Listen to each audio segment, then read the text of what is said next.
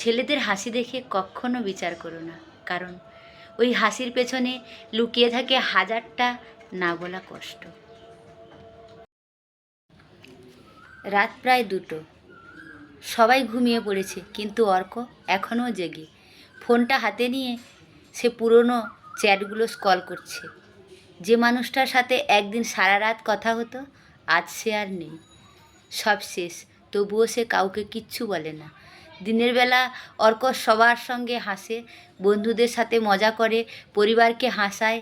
সবাই ভাবে ছেলেটা কত খুশি, কিন্তু কেউ জানে না ওই হাসির পেছনে কতটা চাপা কান্না জমে আছে। বাবার দায়িত্ব, মায়ের স্বপ্ন, নিজের ভাঙা সম্পর্ক, সব কিছু একা কাঁধে নিয়ে সে চলছে। একদিন তার বন্ধু জিজ্ঞেস করছিল, তুই কখনো ক্লান্ত হোস না? অর্ক হেসে বলেছিল, ছেলেদের ক্লান্ত হওয়ার সুযোগ কোথায়?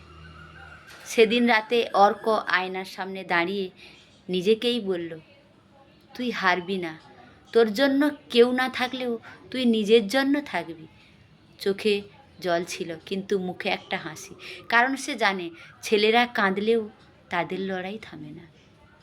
আসলে ছেলেদের জীবনটা সহজ না। তারা ভালোবাসে চুপচাপ, কষ্ট পায় নিঃশব্দে, আর লড়াই করে নীরবে। তাই যদি কোনো ছেলে তোমার জীবনে থাকে, তার হাসিটা শুধু দেখো না, তার নীরবতাটাও বোঝার চেষ্টা করো।